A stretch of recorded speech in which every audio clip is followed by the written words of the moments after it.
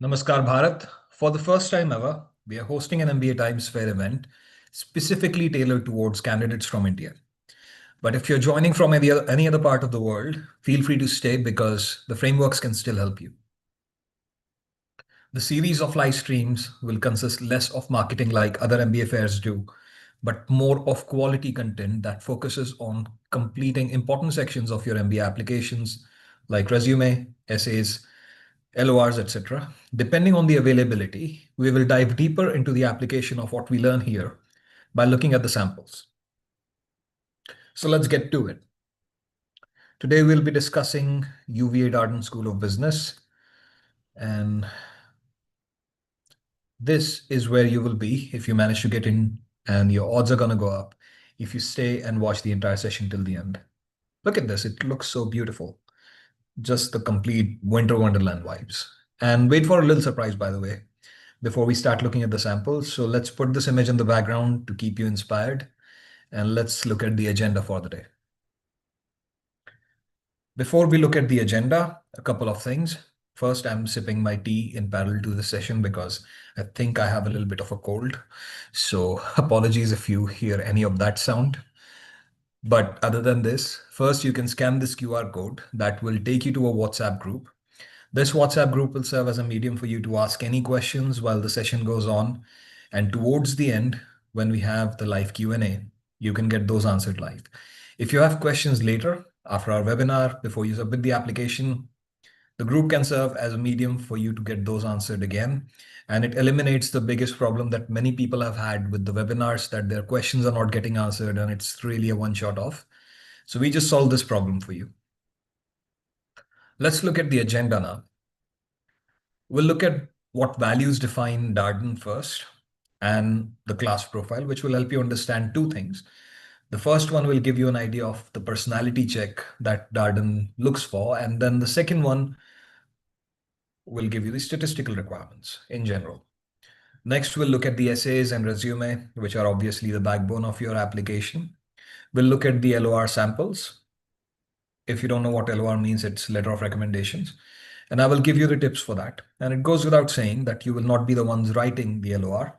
So you can share the sample with someone else. It will also be shared in the same Q&A group for which the QR code is still up for scanning. If you've not been able to scan the QR code, that's completely fine. We'll come to the slide in the very end. But still, like if anyone wants to go ahead and scan the QR code, I'll just wait for 5 more seconds on this slide.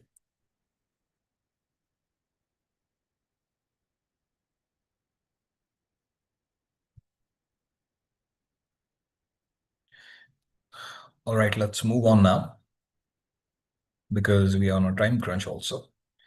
Business as unusual. I'm pretty sure if any one of you is following Darden, this is one phrase that comes across very often. And what does that mean? What exactly is that supposed to say? You have to do your own research for Darden. This is not a research webinar. We are just going to do the applications today. But remember this, I've put unusual in italics for a reason. So this is just a brain teaser for you. Just go ahead and research what they mean by business as unusual, because if you're able to identify and align yourself with those values, you won half the battle. Now, looking at the class profile for the statistics, the class size is at 361. It's actually more than NYU's term this year. Usually it's lower than STEM, but this was surprising and actually good enough because I don't think this class size is way too small or way too big. It's okay class size, I would say. Like 400-ish is a decent class size to have. Then the GRE average is at 322. And there is an asterisk around that because I did some research and found this online from some other sources because I don't think Darden has reported that. GMAT average is 730 for the Legacy Edition and 671 for the Focus Edition. Now, remember that international students who are coming from India or people who are from overrepresented pool according to the admissions team have to have the 99th percentile on the GMAT in general. So that is something to think about. The international student population is at 30%. Again, I have put an asterisk on that.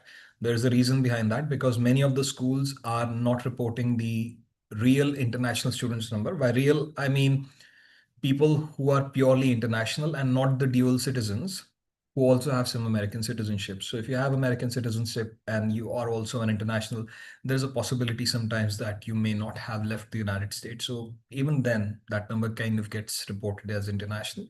So I'm not sure if that 30% consists purely of the international students who are coming from other countries or people who have dual citizenship. So that's the reason why I do that. I think Tuck is the only school where they have shown the split this year. Even until last year, they were not doing that. So this year it was a brave move on their part to split it in, I think, 22% and 34%. I would say a similar ratio would be there. So like you can say some 18 to 20% would be purely internationals and 12% people would be dual citizens. Why is that important? Because if you think about it, it's also about capacity. So if your international student population is, let's say, not 30%, but 20%, and you look at the 361 number right there, you can imagine like 36 plus 36, it's like 72 and 1, like 73. Like 73 students will be international, which is not a very huge number by the international student population. So it might give you a little bit of a pause whether you should apply or whether you should not apply. Because if your odds are better in another school and there is a much larger international student population, there is a very good chance you might actually just apply there. And then Darden is also a very selective school. So your time is valuable. Maybe you want to consider some other schools in the meantime. So that's one of the reasons why. Then you look at the work experience, which is at 5.7 years on average. And I've always said this, that anything between 3 to 8 years is decent number to have. So I would say like somewhere around like 4 to 6 years would be the sweet spot to be in. And if you have 3 to 8 years of work experience, by all means apply. And the data for the work experience is, by the way, skewed towards left. So lower experience than 5.7 years is the average, I think, for the median. That's what I saw on the class profile data reported on their website. So this is the class profile. I've given you the importance of each of these metrics, and I've told you what exactly you should be looking for. And now we'll be moving on to the brainstorming idea. And for that, we'll need the keywords. The keywords are actually kind of important if you think about this, because every school has a unique set of values. And from those unique set of values, I've decided that there are certain qualities that some schools look for other than just like the general qualities like collaboration, empathy. Then there is like the GMAT score. So those are very old-fashioned qualities where you're not getting any specifics of the school. So let's see what Darden's keywords are. What I want you to do with these keywords is simply to just look at a keyword in one of the bubbles and reflect on your past experiences, whether this keyword means something to you or not. That's basically what we are trying to get at here. It's not too much to ask for. Just let's start with the top right, first quadrant. We have the word responsible. Think about a story that comes in your mind when you have taken a responsibility for some people. And this word will actually become clear when we discuss the resume, because there is a slide on branding and we discuss a lot about like what responsible really means. And innovative. This is actually like if you've attended phase 1 of our MBA fair, you pretty much know that innovation or innovative has been a keyword for almost every single one of these. So, it has become very generic. Collaborative is also like on the left-hand side here. Collaborative is also something that has become way too popular. So what's the point, basically, of keeping these words despite them being there? Basically, the idea is that even though these keywords are not very unique, they still form the basis of your application. So these should be common in most of the applications, in addition to some unique ones that you see here. Then we have authenticity, again on the right side. Authentic. What does authentic mean? What kind of a leader are you? Have you shied away from sharing your opinion? Have you been someone who is being themselves when they are around people? So that's authentic. Then if you think about some stories of the past, Also think about, why does Darden look for these people? Because Darden is a case study based program. So case-based learning is what's popular. So you'll think about like, okay, so what other things are there? There is action-based learning, there's experiential-based learning. So there are different forms of learning, and Darden and Harvard are like one of the few schools in the top, like in the top 15, they're the only two, which exclusively create experiences based on the case-based learning. Darden's case studies are rather small compared to Harvard. Harvard has like 25, 26 page case studies, or even 40 pages. I've read that. And Darden's are rather small, like 10 to 12 pages. So that way it kind of helps you save some time, because it takes a lot of time to read these. So that's why they're asking for these things, because they're looking for people who are authentic, who want to share their opinion in the class. They want to have data backed experiences. I think that is also one of the keywords. You have to be decisive, which is also one of the keywords next to innovative. So that's basically the idea. Then we have conviction. Obviously, if you don't have conviction, why exactly are you applying to the business school? That is also a question. But conviction is also a keyword for, I think, Tuck and one other school, I think. So conviction. Then transformative. Are you someone who is able to have a transformative experience? This is also very much in line with another program, which is also Tuck and Columbia. So these are the things Darden looks for in the bigger picture. Then we have the smaller ones, smaller spheres. Holistic, someone who has a complete personality, not just academically inclined, not just street smart, a balanced person, basically. NYU also looks for a balance. The balance they look for is basically IQ and EQ. And then Duke takes it to the next level. They also look for DQ, decency quotient. So I know I'm touching base on some other schools. There is a reason behind that, because when we talk about some other schools, we are able to draw some parallels, and we are able to see what similarities are there and what differences are there. So when you choose the schools that you're applying to, this will actually help you.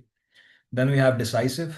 We just discussed that. Inclusion, just Google 2017 UVA riots and you will know why that is there. Like, trust me, that was a big incident. Then we have purpose, people who are purpose driven.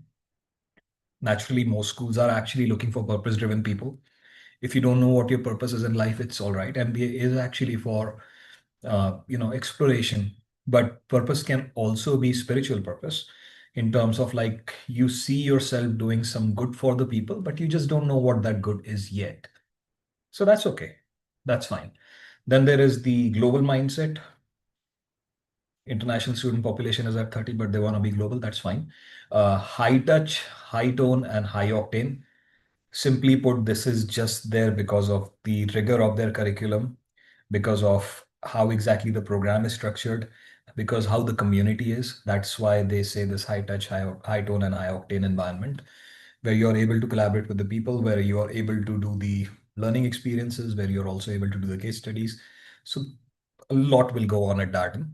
And sorry about that. There's a lot of homework to do on this. So that's basically the keywords. When you look at certain keywords, what are the stories that pop in your head? That is brainstorming. Just try to brainstorm what stories are popping in your head right now when you look at every single one of these keywords, and try to see which story actually weaves most of the keywords into one holistic story that can cover all of these things. And then you can move on to the essays. And that's where we are going. Essays. Simply put, Darden has three essays, but at the same time, I also want you to think about one very important thing. When you're writing an essay, you need to think twice about how you want to convey yourself and your personal brand. We'll discuss the branding thing when we come to the resume, but at the same time, you need to stay consistent and true to one thing that you want to communicate to the admissions team, and it needs to stay consistent throughout the application. So we'll go on discussing the essays. The first essay is the relationship essay, as I like to call it. And here it goes. What would you want your classmates to know about you that is not on your resume? Simple question. If you attended the MIT workshop, you already know how we tackle these kinds of questions. But still, I'll give you an idea how you need to start this. First thing you need to start is your value statement. When you start the essay, don't start with your name, first thing. They're not asking about this. What is not on your resume? Your name is on your resume. So why will you say my name is XYZ? Right? So your value statement. What exactly is your value statement? Pick three adjectives that are more aligned with the keywords that we've just discussed on the previous slides. How do you see yourself as? Maybe a high touch, high octane person, maybe someone who's authentic and someone with conviction. So you're literally appreciating yourself, but the whole application is about appreciating yourself. So, like, if you think otherwise, that's just not going to help you. So just pick three keywords from the keyword slide that we discussed that apply to you, and then put that in your value statement. You're a person who's all about honesty, integrity, and authenticity. That can just be your entire value brand statement. Very simple, very straightforward. It gives Darden an idea of what to expect when they read this essay. Let me tell you two keywords that you should definitely keep in case, like one of these two, not both of them. One that you can definitely keep is collaborative.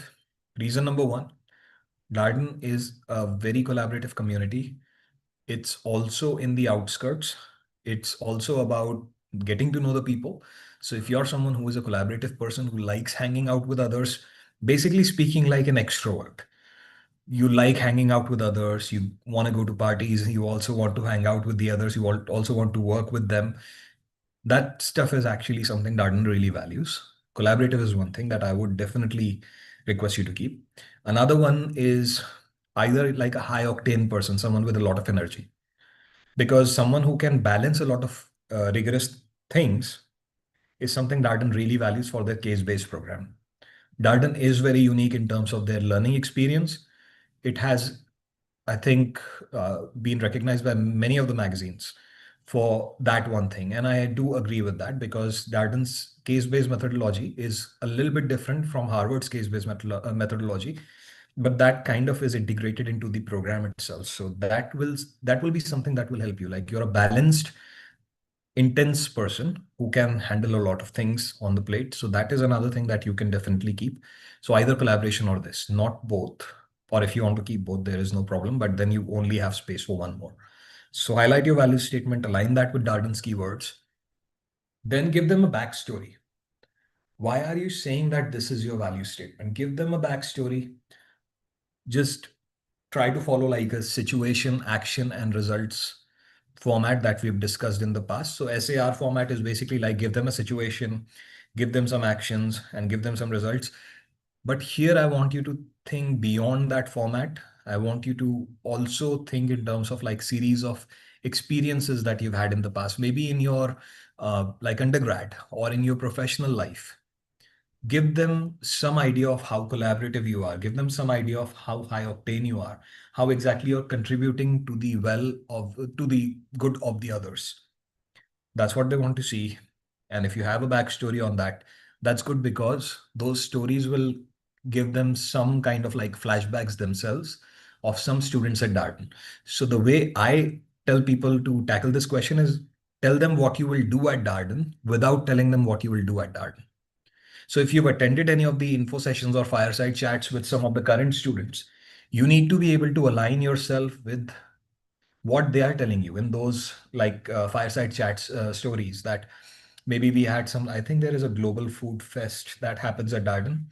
Maybe they are telling you about this. Maybe you did something like that in the past. Invoke those memories. That's basically the idea. So the idea behind invoking memories is to give them an idea that this is what you plan to do at Darden without using the word Darden or without bringing that into the picture, just giving them an idea of your past.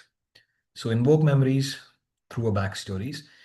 And then closing should be forward looking, that you're looking forward to meeting the classmates and getting to know all of their maybe personalities, maybe like just life experiences in general. And we're looking for a great learning experience. So it has to be forward looking. What happens at Darden? So that's basically how you should be closing. Do not use your name in this essay. I've read a lot of essays, ending analysis, which have been rejected, and every single one of them had a name in it. I don't know why. It literally says not on your resume. Your name is on your resume. Why will you put that? No offense. The second essay is the community essay. First off, before we move on with this, I also want to apologize for all the noises that you will hear in the background. There is a hospital.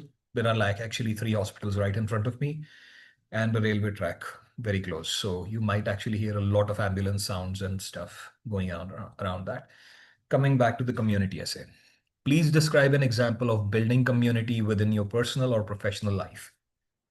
What impact did this have on you and those around you? How will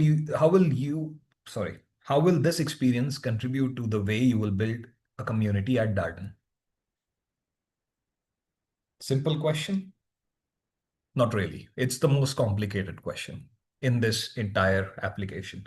So describe an example of building a community within your personal or professional life. First of, what exactly do they mean by building community? Now, if you think about Harvard has a very similar essay to this. How do you invest in people? There is an essay on that. So we'll discuss that when we get to Harvard, but building community, that is basically the idea. How do you find your people? How do you find your own people? That's basically the idea. Okay. So building community is the biggest, roadblock that many people have. Like, what do they mean by building community? I'll be there, I'll go to the classes, I'll meet people, I'll hang out with them. That's all. But no, building community is more than just that. And we'll see that in a little bit. What impact did this have on you and those around you? So remember that you need to keep the focus on others in this, because building a community is about others, not about you. So there is a difference here because we have shifted gears now. Essay number one was all about you. Essay number two is all about them. So that's another thing that you need to remember. Like I said, I have cold, so I will have a lot of stuff going on. How will this experience contribute to the way you will build community at Darden? So that's simple. Like, how exactly will those experiences guide your decisions at investing in people at Darden? Simple as that. Simply put, you need to follow the SAR format that we just discussed about, like, how did you build community in your personal or professional life in the past. Don't waste too much time explaining what the situation was or what the result was. Focus on the actions. How exactly did you find your people? How exactly did you go about making connections? And remember, I told you that you need to align everything with the keywords in your entire application. So always see, like, okay, is it aligned with the keywords or not? So that's the first thing. Second one is focus on why did you build the community? That is also very important to answer this question, because that will guide you on what impact that had on you and the people around you. So focus on your why. For example, like if you were to talk about, how do I give you an example? Let's say someone who wants to go into consulting and they are actually trying to get to know more and more people at the program. What do you think they'll do? Like, they'll probably join the consulting club. That's generally the idea. Like, if you want to be in consulting, join the consulting club. That's an idea. So that's one. How did you go about building the community? The first step you took was to join a club, which was more aligned with the purpose that you had in mind. And why did you join that? Because you thought that there will be like-minded people who are also pursuing, not like-minded people, but diverse people who will have the similar purpose in mind. So that brings me to the next thing, that is shared purpose. So always think about what exactly was your shared purpose with the people who you build the community with. Now, let's say you want to go in consulting and you're just hanging out with people who are going to IB. There's nothing wrong with that. You're getting to know people at a more human level. But here's one thing I want to tell you. If you're someone who's going in consulting and hanging out with IB guys, that's great from a humanitarian standpoint, but that's horrible from an intentionality standpoint. What do I mean by intentionality? You want to be intentional about people who you'll be making connections with in the business school, because that's not a picnic spot. Even though many of the schools are trying to sell their schools like that, Darden is one of those schools that literally tells about the vineyards and all. That's great. Those things are on the side. That's not the main purpose why you're going to the business school. If you want to go to a vineyard, just go ahead. Why are you wasting $250,000? That's also a question that you must be thinking of. So the idea here is be intentional about who you make the connections with. And when answering this question, you have to focus on that intentionality side, on what your shared purpose was, that you went to the club and you joined these people and found people who are trying to help each other, found people who are more collaborative. And then you felt that you are actually feeling more comfortable with these people. And that's why you have built a community of your own people who are trying to help each other out in succeeding. That's basically the idea of shared purpose. And that brings me to the last point: show collective progress. What was the impact of this on those around you? Is basically that you're progressing collectively. You're not relying on others, you're just being yourself and moving forward together, helping each other in a collaborative sense. And then again, like keywords, align those with keywords. How will this experience contribute to the way you will build community at Darden? Simple as this, just give this whole thing as an example. And in one short paragraph of 2 to 3 lines, you can say that when at Darden, I intend to join whatever club so that I can also build similar community so that I can then give back to Darden sometime in the future when I become an alumnus. That's it. There's not too much to do in this essay, but there is a lot to unpack in this essay because there's a lot of complexity involved. That's basically the idea behind this essay. I've already given you the format. I've also told you how exactly you should progress when tackling this essay. The rest is up to you because I don't know you personally, so I cannot literally see your situation and guide you based on that. So, like, whatever you can build based on this format would be welcome.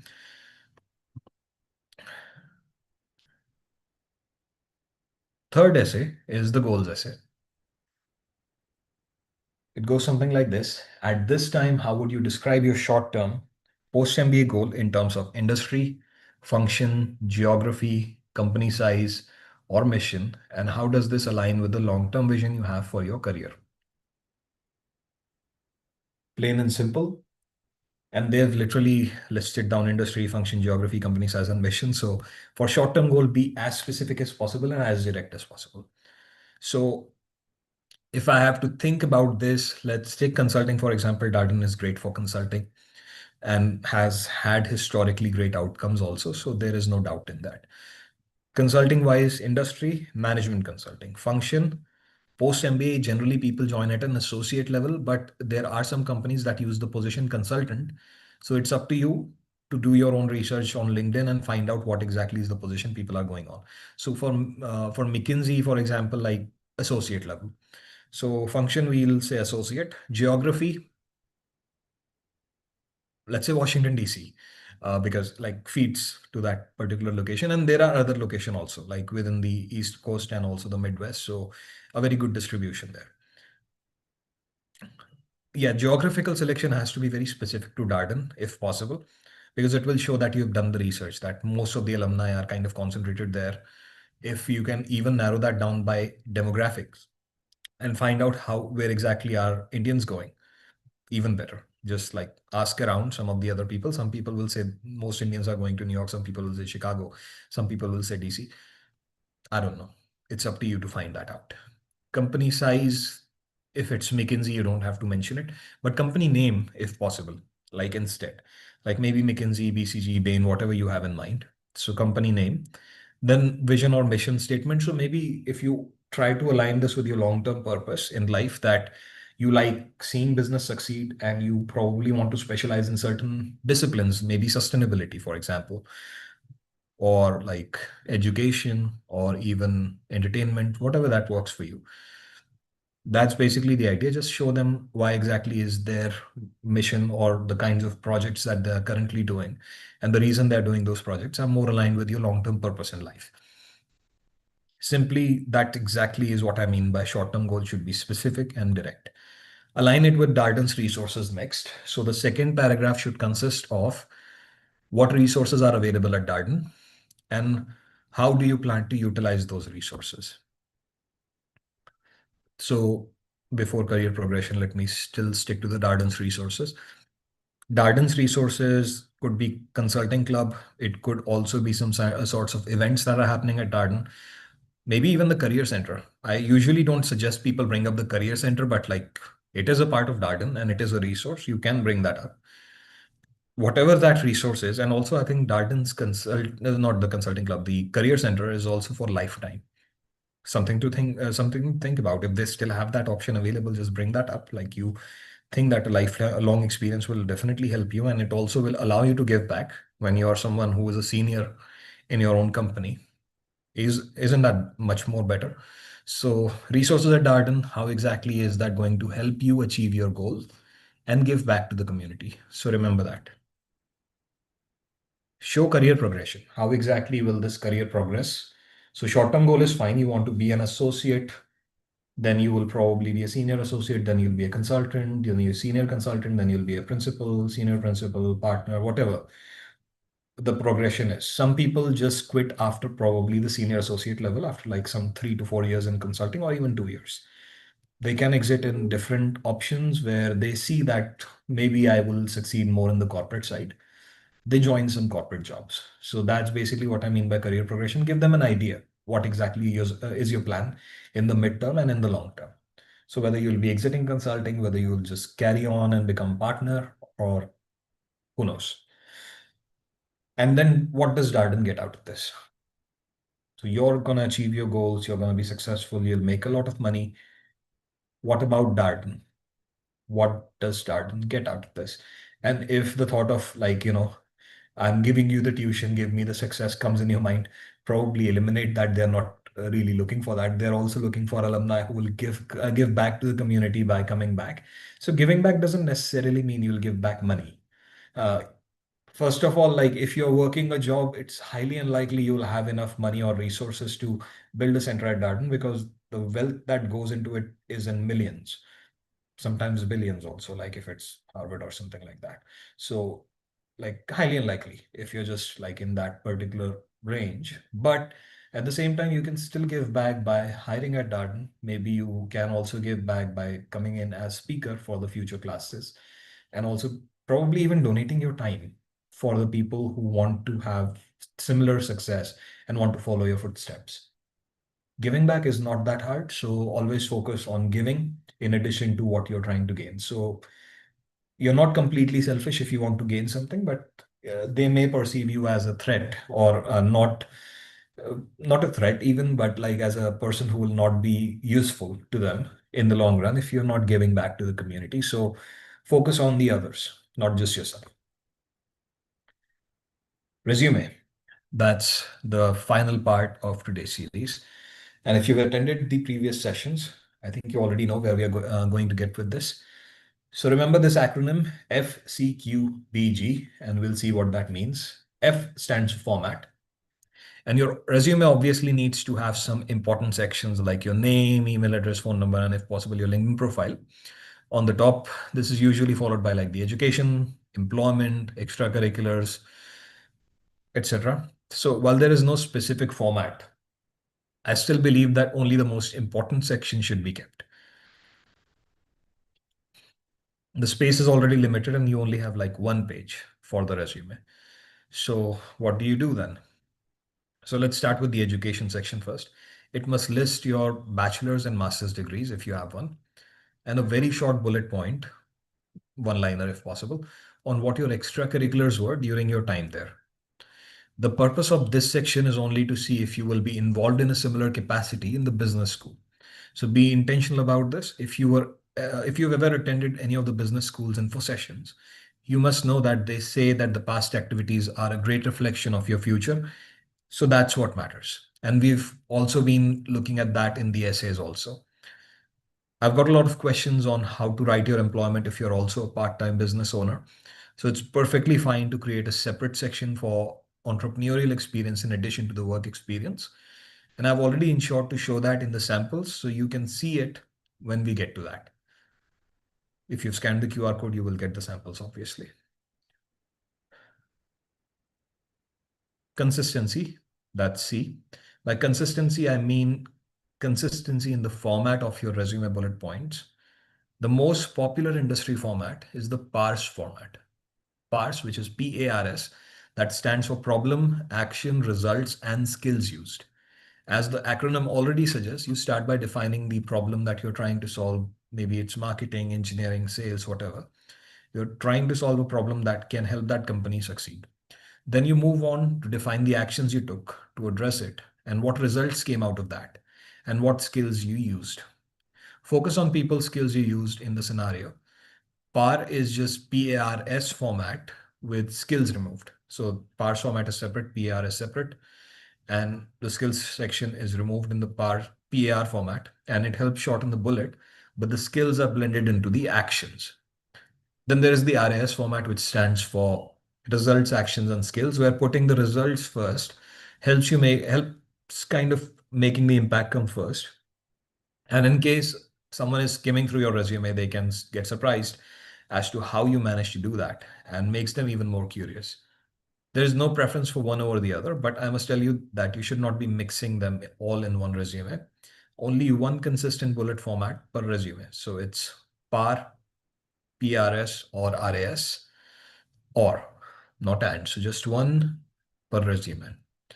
Then we have quantification, which is what Q stands for. This is most heard of in the MBA admissions industry. Your bullets need to be well quantified. Well, quantification is more or less mandatory in the impact. It would not hurt to mention the size of the team you led in a particular incident to further make the bullets more credible and powerful. If you think you don't know how to quantify the bullet, that's completely all right. Just think about why you exist in the organization and how much money they're making out of you and why.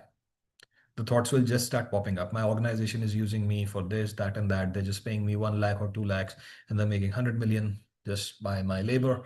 Brilliant. That's good. That's quantification. As it says so on the slide, you can highlight operational efficiency, revenue increase, and sales with numbers, percentage, cash, etc., whatever, depending on what you did. Just remember that you need to enter the currency of the country that you're applying to. And for Darden, that would be US dollars. I can understand that because of the purchasing power parity and the exchange rate difference, things may look smaller in dollars. So you can accompany this with percentage change in something to show a greater impact.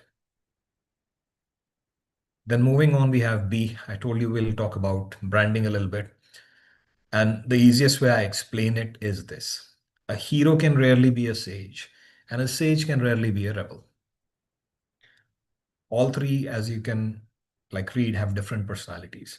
A hero is someone who steps in and takes the responsibility for the people and solves their problem to rally people behind him. A sage is someone who shares his wisdom and helps solve people's problem, and people rally behind them because of their intelligence. And a rebel is someone that disrupts the status quo by creating something completely different from what used to be. And the rebellious attitude and uniqueness attracts people who rally behind them because they were too frustrated with the status quo.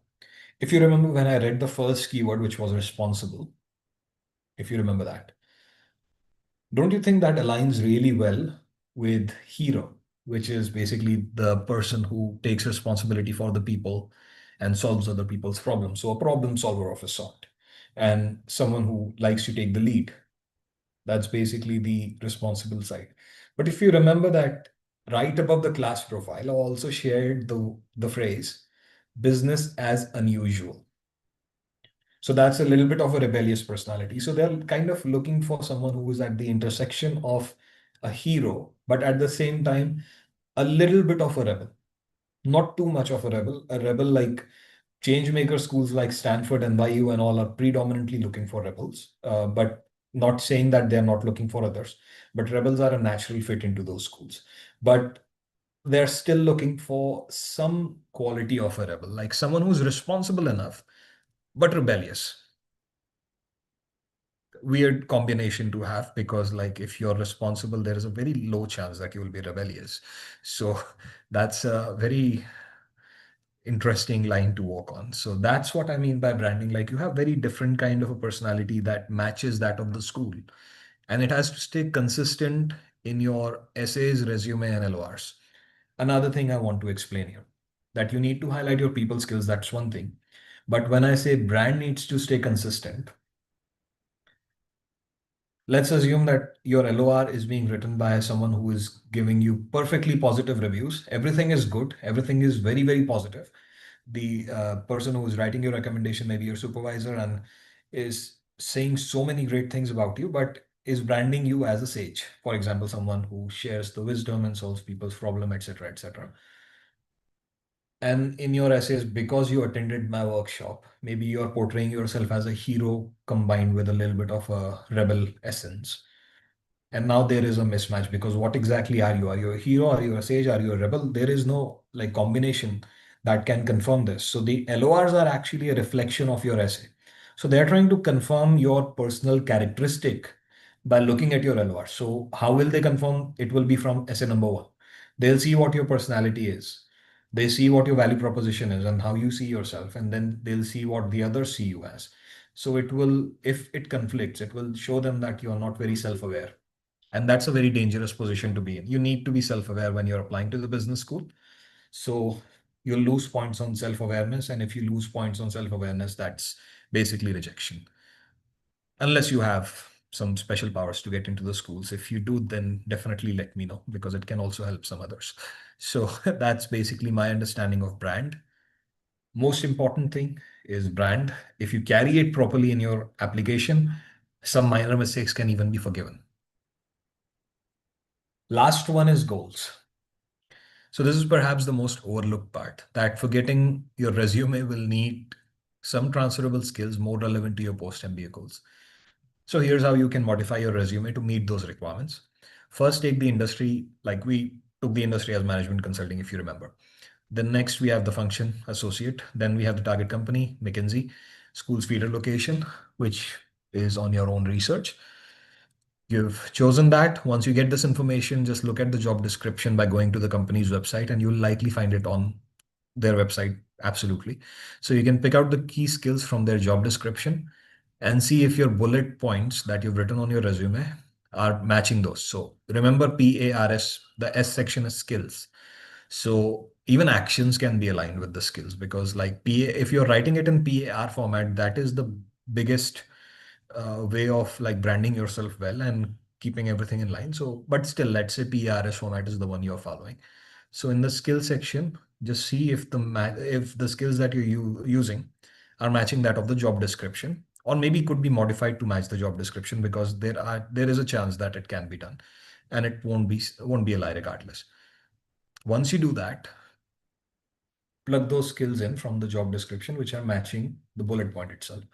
And that's how you show that you're serious about the goal. You've done your research without saying that you've done your research, because it will be reflected in your resume. Another better way of dealing with this these days is to use generative AI tools and let them give you the overlapping keywords. I know if you're listening to this, you must be shocked that I'm asking people to use AI. So here's the difference. You're using AI as a tool, not to create your resume or any of the components of your application. So there is a difference there. When you use AI as a tool, you are just putting your bullet points and putting the job description and trying to see what overlap is there. And when you use AI to create your application, you are just feeding AI with some stuff and letting AI create the stuff for you.